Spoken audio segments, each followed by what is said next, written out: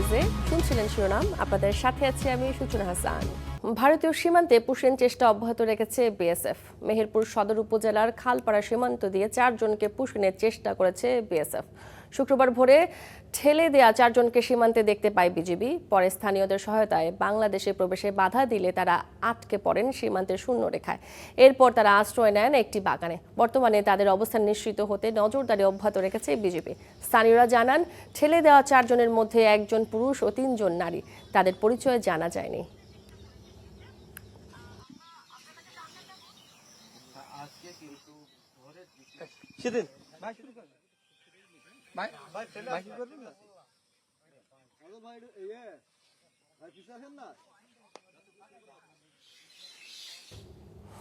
পুশিনের চেষ্টা অব্যাহত রেখেছে ভারতীয় সীমান্ত রক্ষী বাহিনী বিএসএফ, যা ঘিরে সীমান্ত এলাকায় চলছে উত্তেজনা। সীমান্ত পরিস্থিতিতে সবশেষ জানাতে মেহেরপুর খালপাড়া সীমান্ত থেকে যুক্ত হচ্ছেন আমাদের সহকর্মী মোহাম্মদ রাশিদুজ্জামান। রাশেদ, সীমান্তে পুশিনের বর্তমান ঘটনা কি আছে, আমাদের বিস্তারিত জানাবেন। সূচনা, এই সীমান্ত দিয়ে ভোরের দিকে যে 4 জনকে পুশিং করেছিল বিএসএফ, তো তাদের এখন পর্যন্ত কোনো সন্ধান বা তাদের অবস্থান এখন পর্যন্ত বিজিবি দিতে পারেনি। বিজিবির টহল টিম প্রায় 3-4 ঘন্টা ধরে তাদেরকে খোঁজাখুঁজি করার চেষ্টা করছেন।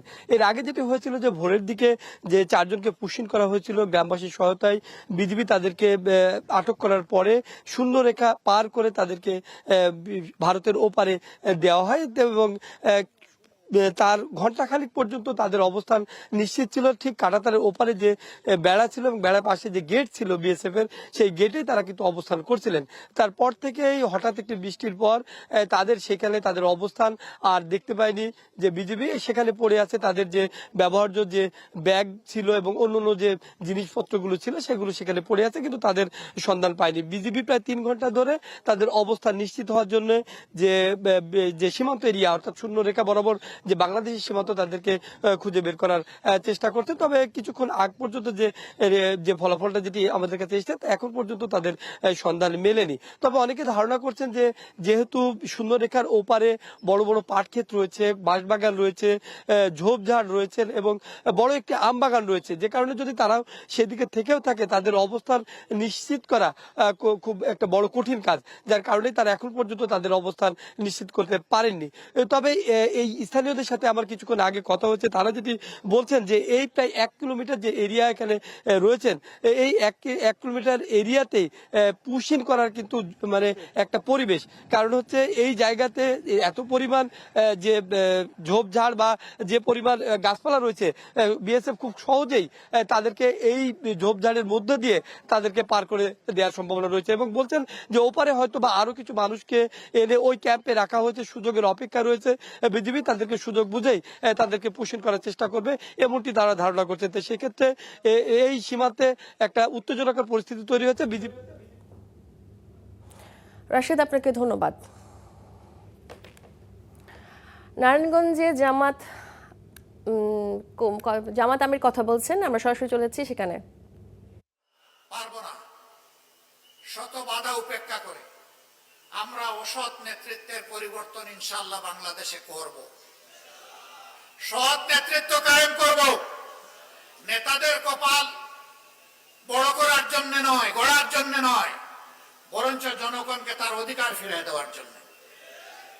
এই নারায়ণগঞ্জ মহানগরীতে আমরা দাবি করি অনতিবিলম্বে অনির্বাচিত প্রশাসক সরিয়ে দিয়ে এখানে নির্বাচন দেওয়া হোক।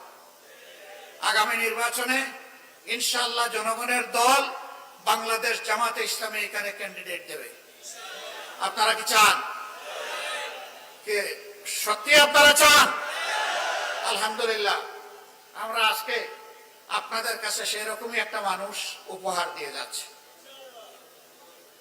বাংলাদেশ জামাতে ইসলামের কেন্দ্রীয় কর্ম পরিষদ সদস্য, নারায়ণগঞ্জ মহানগরীর আমির, কিশোর জীবন থেকে তিলে তিলে যিনি সৎ চরিত্র ধারণ করেছেন, যার চোখে স্বপ্নে মানুষের কল্যাণ, আমরা সেই আপনাদের প্রিয় মানুষ, প্রিয় জননেতা মৌলানা আব্দুল জব্বারকে এখানে আমাদের পক্ষ থেকে আগামী সিটি কর্পোরেশন নির্বাচনে মেয়র হিসাবে প্রার্থী ঘোষণা করছি।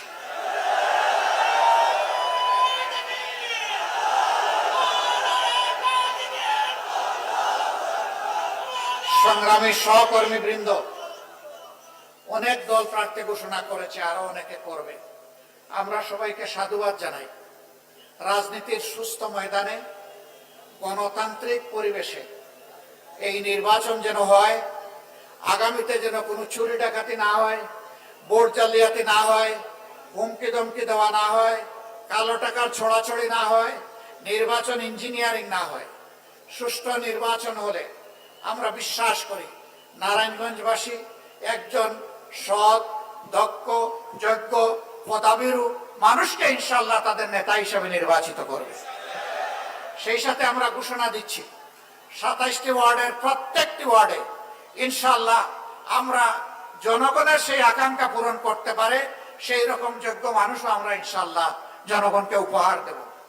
আমরা আপনাদের সহযোগিতা চাই।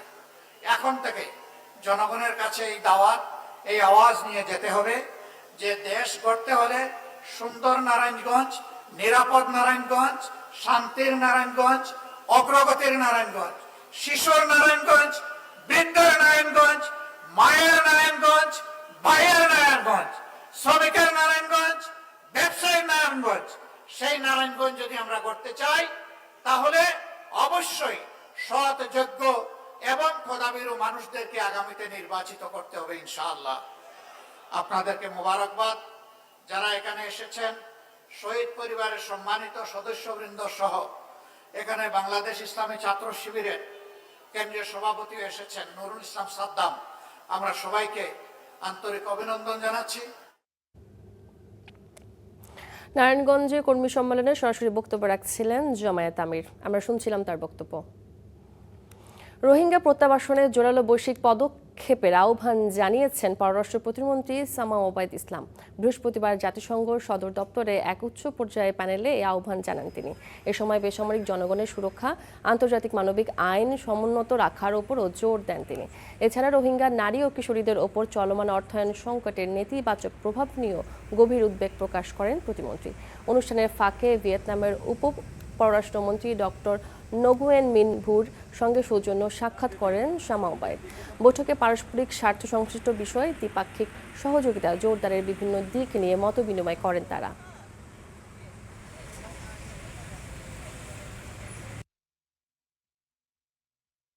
Fragmented and shaped by a multiplicity of state and non-state actors. Rohingya সংকট সমাধানে আন্তর্জাতিক সহযোগিতা অব্যাহত রাখতে হবে। তাদের নিজ দেশ মিয়ানমারে প্রত্যাবর্তনে দ্রুত ব্যবস্থা নিতে হবে। আন্তর্জাতিক মানবিক আইন লঙ্ঘনের জন্য জবাবদিহিতা নিশ্চিতকরণ, সংঘাত প্রতিরোধ, অধিক বিনিয়োগ এবং মানবিক শান্তি ও উন্নয়ন কার্যক্রমের জন্য সমন্বয় জোরদার করতে হবে। নারী ও কিশোরীদের বিরুদ্ধে ক্রমবর্ধমান প্রযুক্তি নির্ভর হয়রানি ও অপব্যবহার রোধে একটি বৈশ্বিক প্ল্যাটফর্ম প্রতিষ্ঠা প্রয়োজন। And ensuring early repatriation of Rohingyas.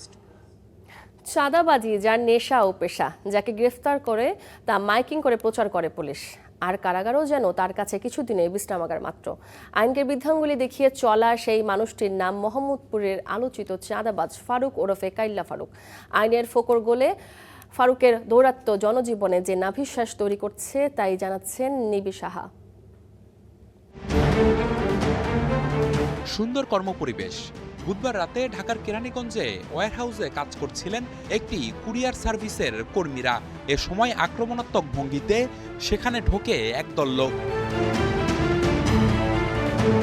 আঙুল উঁচিয়ে কর্মীদের হুমকি দিতে দেখা যায় সাদা শার্ট পরিহিত এক ব্যক্তিকে।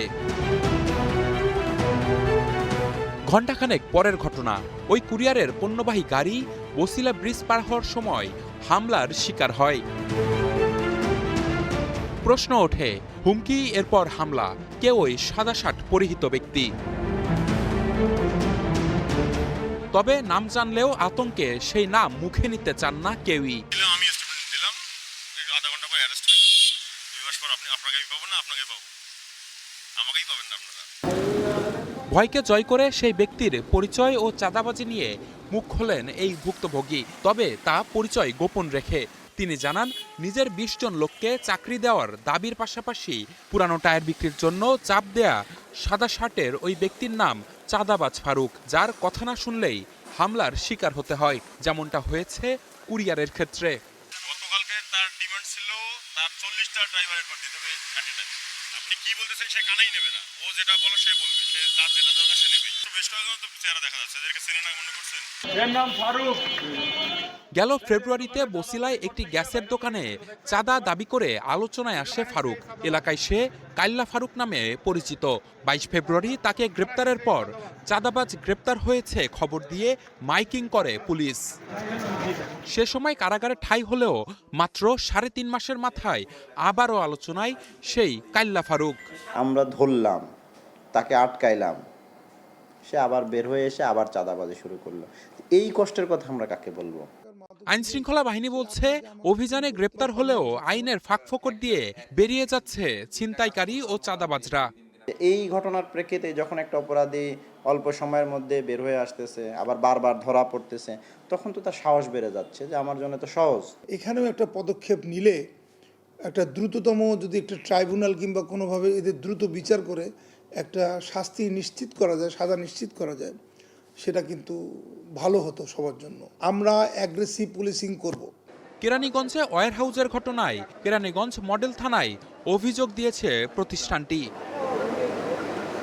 নিবিড় সাহা, স্টার নিউজ, ঢাকা। কার্যক্রম নিষিদ্ধ আওয়ামী লীগের প্রতিষ্ঠা বার্ষিকীকে কেন্দ্র করে সতর্ক অবস্থানে রয়েছে পুলিশ। কঠোর নিরাপত্তা ব্যবস্থা নিশ্চিত করা হয়েছে বলে জানিয়েছে ডিএমপি। সকালে রাজধানীর মিন্টো রোডে সংবাদ সম্মেলনে এসব জানান সংস্থাটির ক্রাইম বিভাগের অতিরিক্ত police commissioner Nazrul Islam.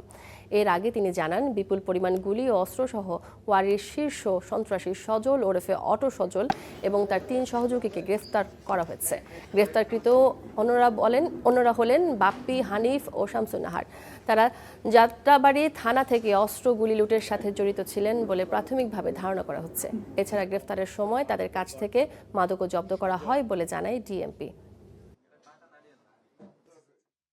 23শে June একটা দলের প্রতিষ্ঠা বার্ষিকী, তো আমরা সর্বোচ্চ সতর্ক অবস্থায় আছি। আমাদের পুলিশি যে কার্যক্রম, যে নিরাপত্তামূলক ব্যবস্থা, নগরবাসীকে নিরাপত্তা দেওয়ার জন্য বিগত দিনে যে ধরনের ব্যবস্থা নেওয়া হয়েছে, সেই আলোকে আমরা নতুন করে পরিকল্পনা, নতুন করে নিরাপত্তা চেকপোস্ট এবং অপারেশন, এটা আমাদের অব্যাহত আছে এবং এটা থাকবে।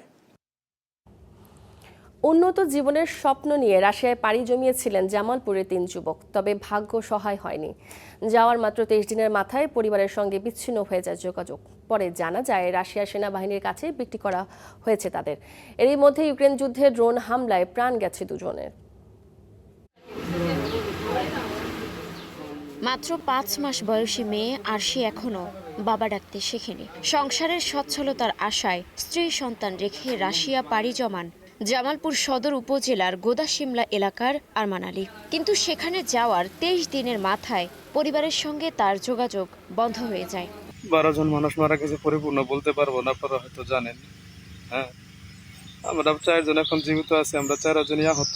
আপনাদের কাছে একটা অনুরোধ, দেশের প্রধানমন্ত্রীর কাছে অনুরোধ, আমাদেরকে বাঁচান, চেষ্টা করেন, আমাদের সবাইকে রক্ষা করতে হেল্প করেন। দেশবাসীর কাছে একটাই অনুরোধ। আরমানের সবশেষ একটি বার্তায় জানা যায় তিনি ড্রোন হামলায় আহত হয়েছেন। মারা গেছেন তার 2 সঙ্গী মফিজ ও আরিফ। সেই খবর পাওয়ার পর থেকেই চরম উৎকণ্ঠায় দিন কাটছে তার পরিবারের। আমার সন্তানের বাবাকে বাবা বলে ডাকতে পারবে নাকি নাই পারবে, আমার সরকারের কাছে একটাই আবেদন, তাকে ফিরিয়ে দিক। আমার সন্তান আমি ফিরে চাই, আমি সরকারের কাছে কোনো কিছু চাই না। একই সময়ে রাশিয়া যান মাদারগঞ্জ উপজেলার চরগু জামানিকা এলাকার মফিজ মিয়া। পরিবারের অভিযোগ, নির্মাণ শ্রমিকের কাজের কথা বলে তাকে বিদেশ নেওয়া হলেও পরে প্রতারণার মাধ্যমে পাঠানো হয়েছে যুদ্ধক্ষেত্রে। গত 29 মে পরিবারের সঙ্গে শেষবার কথা হয় মফিজের। এরপর থেকে তার সকল সামাজিক যোগাযোগ মাধ্যমের অ্যাকাউন্ট বন্ধ পাওয়া যায়। পরে আরমানের অডিও বার্তার মাধ্যমেই মফিজের মৃত্যুর খবর জানতে পারে পরিবার।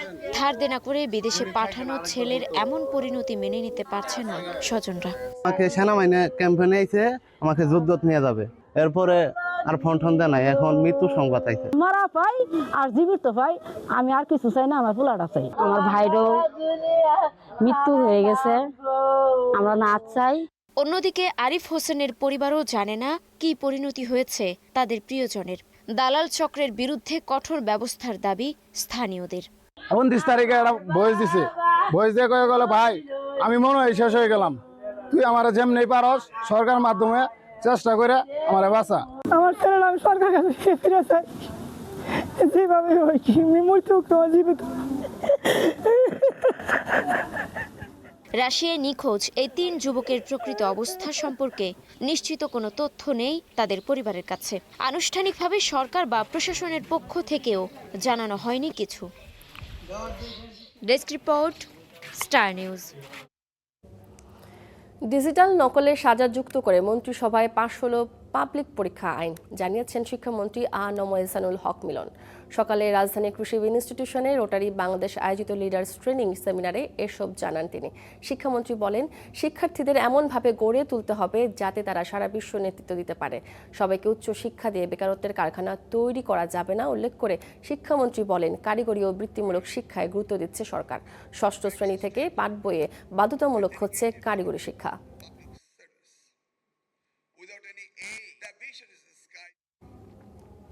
সাবেক প্রতিমন্ত্রী ও বিএনপি কেন্দ্রীয় ভাইস চেয়ারম্যান হারুনুর রশিদের জানাজা সম্পন্ন হয়েছে। বেলা 11টার দিকে জাতীয় সংসদ ভবনের দক্ষিণ প্লাজায় হয় এই জানাজায় স্থানীয় সরকার মন্ত্রী মির্জা ফখরুল ইসলাম আলমগীর, জাতীয় সংসদের স্পিকার ও ডেপুটি স্পিকার সহ বিএনপির নেতাকর্মী, বিরোধী দলীয় সংসদ সদস্যরা যোগ দেন। নিজ জেলা ব্রাহ্মণবাড়িয়ায় আজ দাফন করা হবে বলে জানিয়েছে পরিবার। বৃহস্পতিবার রাতে রাজধানীর একটি হাসপাতালে মারা যান হারুনুর রশিদ। ছিলেন লাইফ সাপোর্টে। তার বয়স হয়েছিল 87 বছর। বেশ কিছুদিন ধরে তিনি বার্ধক্যজনিত নানা জটিলতায় ভুগছিলেন বলে জানিয়েছে পরিবার। দীর্ঘ রাজনৈতিক জীবনে হারুনুর রশিদ ব্রাহ্মণবাড়িয়া 3 আসনের 5 বারের সংসদ সদস্য, একাধিক মন্ত্রণালয়ের প্রতিমন্ত্রী এবং দলের কেন্দ্রীয় নীতি নির্ধারণী পর্যায়ে দায়িত্ব পালন করেছেন। ব্রাহ্মণবাড়িয়া জেলা বিএনপিরও সাবেক সভাপতি ছিলেন তিনি।